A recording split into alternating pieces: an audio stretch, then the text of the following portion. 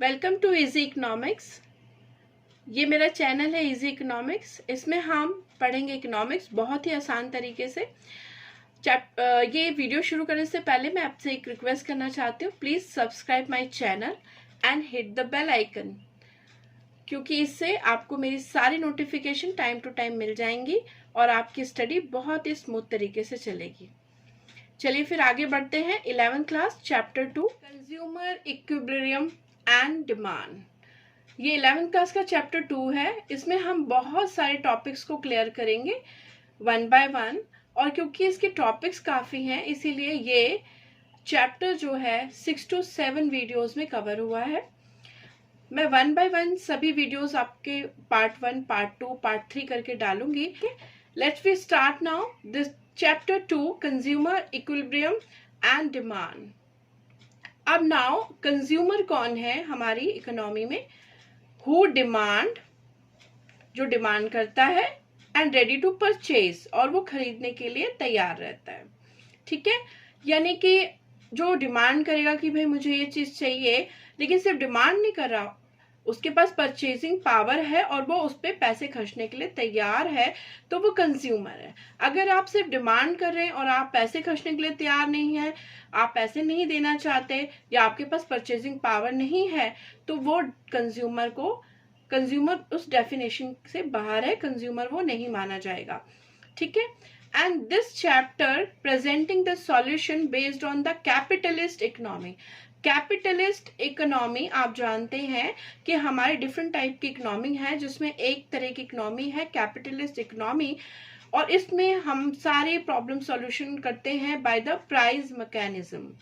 ठीक है, capitalist economy को कवर कर रहे हैं इस चैप्टर में हम, और प्राइस मैकेनिज्म वो टूल है जिससे सारी प्रॉब्लम सॉल्व हो जाएंगे। ठीक है, कैपिटलिस्ट इकोनॉमी का अगर मैं आपको एग्जाम्पल दूं तो अमेरिका उसका बहुत अच्छा एग्जाम्पल है, और काफी डेवलप कंट्री में यही पैटर्न फॉलो किया गया है।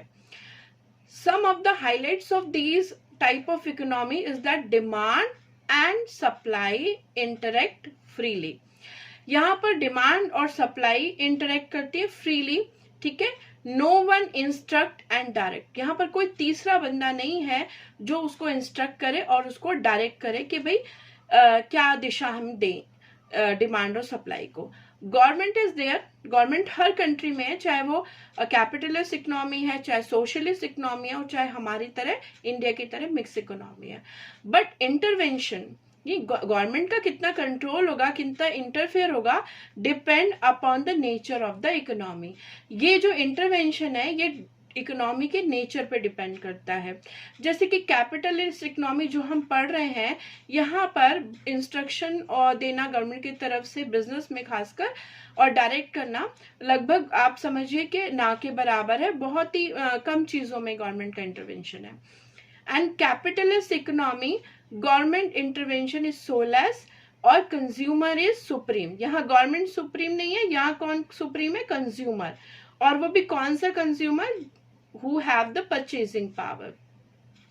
तो आप देखिए, जहाँ कंज्यूमर ही सर्वोपरि है और कंज्यूमर के क्योंकि उसके पास परचेजिंग पावर है, तो कहीं ना कहीं वो परचेजिंग पावर और ऐसा कंज्यूमर पूरी मार्केट को इन्फ्लुएंस तो करता ही है।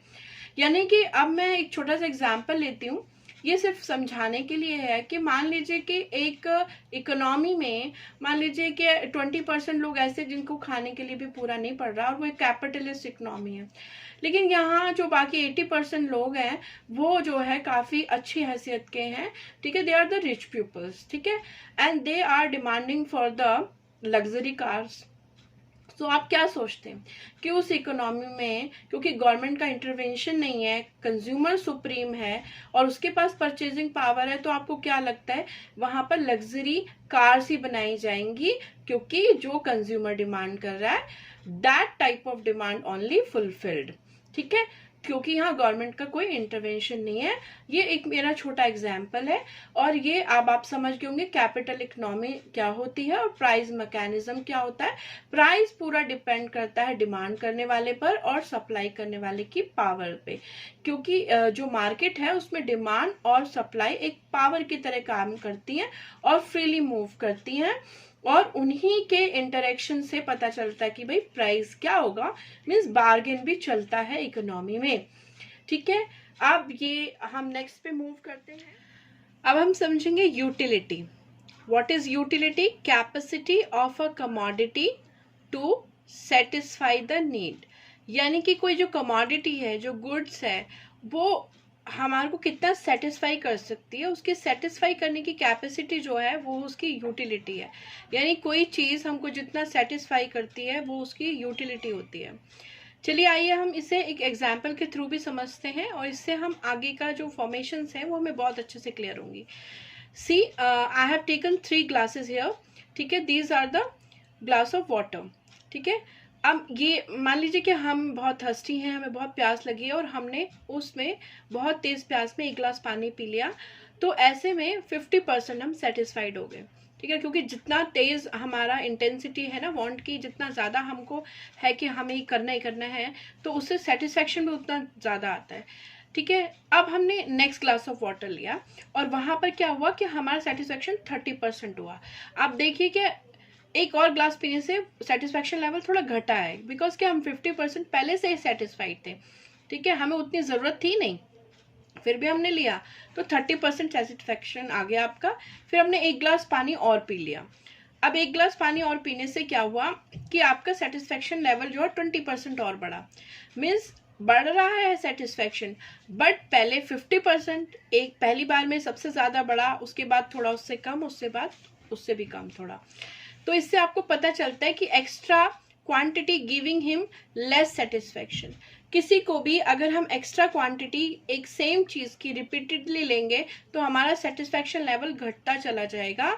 हालांकि यहाँ पर तीनों ग्लास जो है सेम अमाउंट ऑफ वाटर है और तीनों में एक ही तरह की चीज़ पानी ही है, फिर भी ऐसा हो रहा है कि आप रिपीटेडली किसी भी चीज़ को अगर लेते हैं तो सेटिस्फैक्शन लेवल आपका घटता जाता है। Although you are getting, total utility आपकी बढ़ रही है, 50 देन 30 देन 20, तो पूरा 100% आप सेटिस्फाइड हो गए और शायद उसके बाद आप पानी ना भी पिए। ठीक है, नाउ इससे हमें क्या हुआ, ये जो यूटिलिटी है, ये जो सेटिस्फैक्शन लेवल है, इसकी 3 चीजें हमें पता चलती हैं, फीचर्स हैं। Features of utility depend upon the intensity of what.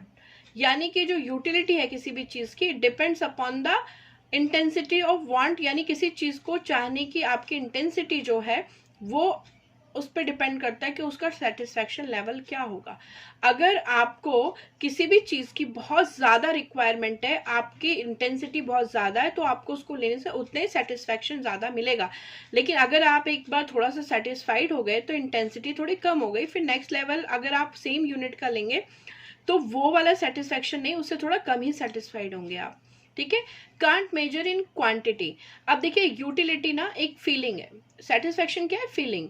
ठीक है, you can't measure this in the quantity कि भाई मुझे 3 ग्राम सेटिस्फैक्शन मिल गया, मुझे 1 kg मिला, तो ये पॉसिबल नहीं है। तो क्वांटिटी में मेजरमेंट जो है सेटिस्फैक्शन का पॉसिबल नहीं है। एंड यूटिलिटी इज जो रिलेटिव है, यूटिलिटी रिलेटिव है। क्या है, ये बहुत इंपॉर्टेंट चीज है समझना कि रिलेटिवनेस क्या होती है, हैविंग रिलेशन। इसका रिलेशन होता है, इट रिलेट टू इंडिविजुअल, ये इंडिविजुअल से रिलेट करती है, मतलब जो चीज इंडिविजुअली अलग अलग हो सकती है, it change person to person. Relativeness यानी किसी चीज की जो यूटिलिटी है, ये रिलेटिवनेस हो सकती है, इसकी पर्सन टू पर्सन डिफरेंट हो सकती है, और यही होता ही है। एक चीज की सबके लिए सेम यूटिलिटी हो, it is not possible. See I am taking one example. अगर एक पर्सन है और उसको मैंगो बहुत फेवरेट उसका फ्रूट है, तो उसका जो यूटिलिटी है ना वो मैंगो के लिए बहुत ज़्यादा हाई होगी, और वो ऑब्वियसली अपना जो इनकम का अपनी परचेजिंग पावर उस पर स्पेंड करना चाहेगा। मगर दूसरे पर्सन को आप बोल देंगे कि भाई मैंगो खरीदने के लिए, तो वो शायद ना खरीदे, बिकॉज उसके लिए उसका वो जो है रिलेटिवनेस नहीं है, उसको फेवरेट फ्रूट उसका ऑरेंज है, तो उसकी रिलेटिवनेस जो है, यूटिलिटी किसके लिए है, वो है ऑरेंज के लिए। तो different peoples have different utility related to that particular good.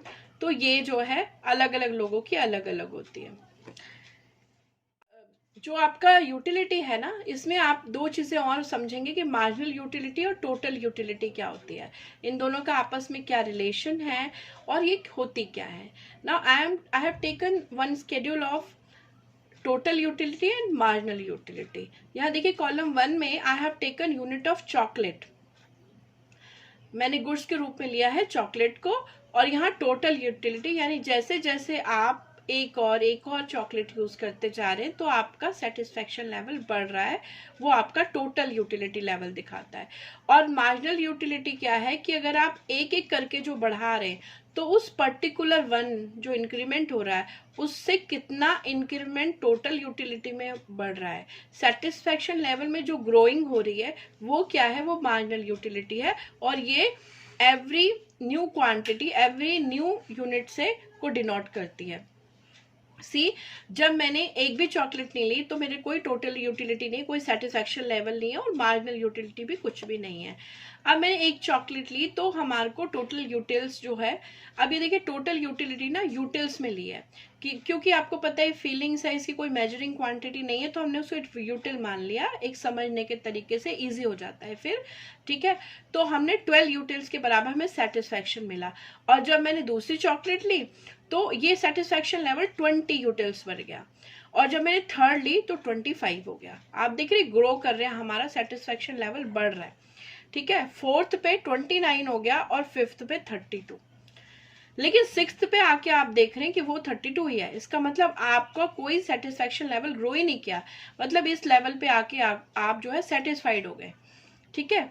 तो आप मैक्सिमम सेटिस्फाइड हो गए। और ऐसा होता है कि जब आप कोई चीज को रिपीटेडली यूज करो तो एक लेवल ऐसा आता है कि जब आप सेटिस्फाइड हो जाते हो और आपको बिल्कुल अर्ज नहीं है कि आप उसका एक और यूनिट यूज करो, और अगर आप यूज कर भी लेते हैं तो you will not feel better, और इसी को बोलते हैं यूटिलिटी का, टोटल यूटिलिटी का डिक्लाइन होना।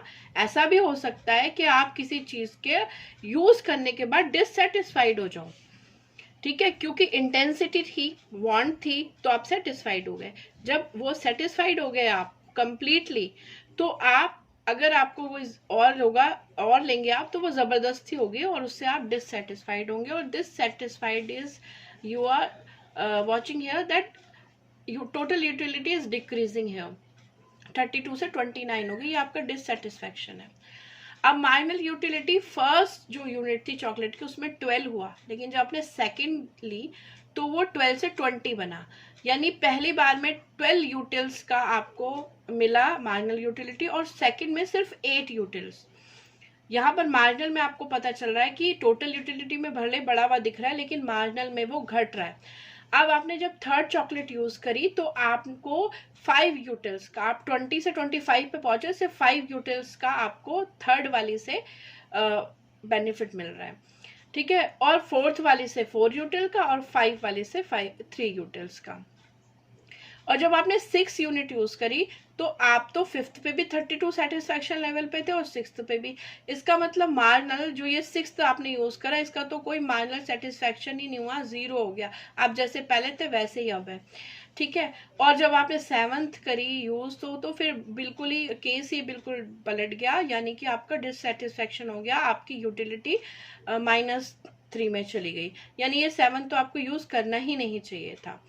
तो यहाँ पर आपने देखा टोटल यूटिलिटी कंटिन्यू बढ़ती चली जाती है, आपका सेटिस्फैक्शन लेवल बढ़ता है, लेकिन हर पर यूनिट पे यूज करने पे एक्चुअली वो वाला सेटिस्फैक्शन लेवल जो आपको पहले आया था वो कम हो रहा होता है क्योंकि आप सेटिस्फाइड हो रहे होते हैं। यहाँ पर मार्जिनल यूटिलिटी और टोटल यूटिलिटी में एक रिलेशन उभर के आता है, वो है कि मार्जिनल यूटिलिटी तो आपकी जब तक पॉजिटिव है, आप देख रहे हैं चाहे ये घट रही है मगर अभी ये पॉजिटिव नंबर्स है, तो टोटल यूटिलिटी इंक्रीमेंट हो रहा है, कुछ तो बढ़ ही रहा है, ठीक है, चाहे कम कम बढ़ रहा है।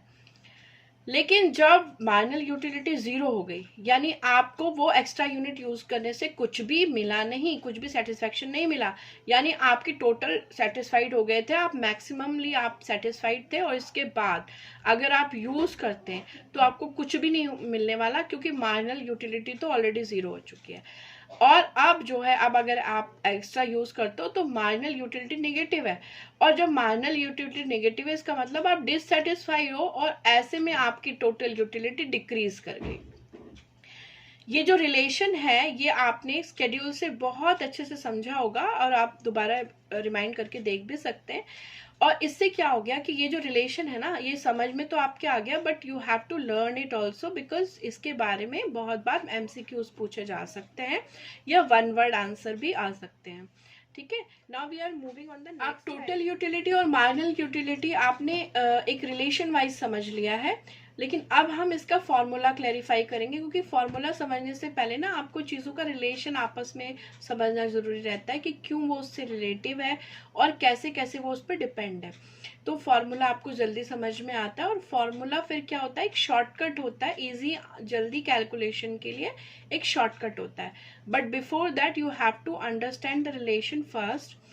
Now you have cleared your concept of total utility and marginal utility. अब फॉर्मूला है total utility equal to marginal utility of 1 plus marginal utility 2 plus marginal utility 3 and so on, moving to the marginal utility n. यानी जितनी भी चीज आपने use करी उनसे कितनी कितनी मार्जिनल यूटिलिटी आपको प्राप्त है, उन सबको अगर आप ऐड कर देंगे तो आपकी टोटल यूटिलिटी बनेगी, क्योंकि हर एक गुड को यूज करने से आपको जो जो सेटिस्फैक्शन मिला है, ठीक है, उस सारे सेटिस्फैक्शन को आप ऐड करें तब आपका टोटल सेटिस्फैक्शन बनेगा। अब यहाँ क्या समझ में आता है आपको कि total utility sum of the marginal utility, total utility सारी मार्जिनल यूटिलिटी को सम करने पर आता है। Let we prove it. आपने जो स्केड्यूल में देखा कि फर्स्ट चॉकलेट यूज करने पे 12 यूटिल्स मिला, सेकंड पर 8, थर्ड 5, फोर्थ चॉकलेट पे 4 और फिफ्थ चॉकलेट पे आपको 3 यूटिल्स का बेनिफिट हुआ। अब आप सबको ऐड करेंगे तो आपका जो मैक्सिमम सेटिस्फैक्शन यूटिलिटी में आया था ना 32 यूटिल्स, वही देखिए मार्जिनल यूटिलिटी को ऐड करने पर भी आ गया। इसका मतलब फॉर्मूला इज क्वाइट करेक्ट। अब आप देखेंगे कि हमने मार्जिनल यूटिलिटी से टोटल यूटिलिटी निकाल ली, लेकिन मार्जिनल यूटिलिटी को हम टोटल यूटिलिटी से कैसे निकालें? ठीक है, उसका फॉर्मूला है TUN, यानी total utility of nth term minus total utility of n minus 1th term. यानी आपको अगर जिस लेवल की भी मार्जिनल यूटिलिटी चाहिए आप उस लेवल की टोटल यूटिलिटी लीजिए और उससे पहले वाले लेवल की भी टोटल यूटिलिटी ले लीजिए। अब ये जो इंक्रीमेंट है ना पहले वाले लेवल का और इस लेवल का हुआ, वही आपकी इस लेवल की मार्जिनल यूटिलिटी आएगी, और ये है फॉर्मूला। ठीक है, ये हमने दोनों फॉर्मूले अब यहाँ प्रूव कर लिए। अब आपको इजीली कैलकुलेशन करना आ गया है। अब देखिए ये ग्राफ है, इस पे मैं आपको दिखाऊंगी मार्जिनल यूटिलिटी और टोटल यूटिलिटी, हाउ इट सी, कैसा दिखता है ये। On the vertical line I have taken, on the vertical line it is y axis and horizontal line x axis.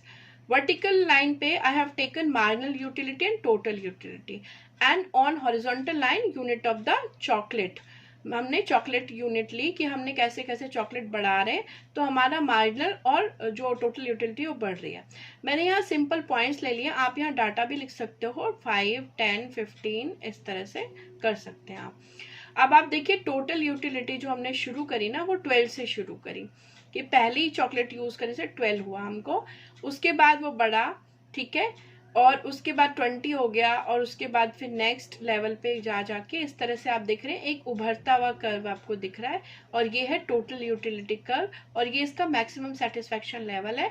और आपने देखा कि एक मैक्सिमम सेटिस्फैक्शन 32 पे जाके वो डिक्लाइन भी करता है, 29 पर आता है, उससे भी ज्यादा डिक्लाइन करेगा फिर धीरे धीरे, तो ये डिक्लाइनिंग पॉइंट है उसका। ठीक है, अब यहीं से जहां से टोटल यूटिलिटी शुरू हुई फर्स्ट, वहीं से फर्स्ट मार्जिनल यूटिलिटी शुरू हुई, लेकिन मार्जिनल यूटिलिटी कंटिन्यू घटती गई हर पर यूनिट यूज करने के से वो आपको घटती हुई दिख रही है, क्योंकि आप रिपीटेडली चीज यूज कर रहे हो और उसका सेटिस्फैक्शन लेवल आप पहले सेटिस्फाइड होते जा रहे हो, तो वो घटता जा रहा है, कंटिन्यू डिमिनिशिंग है और डाउनवर्ड स्लोपिंग है ये कर्व।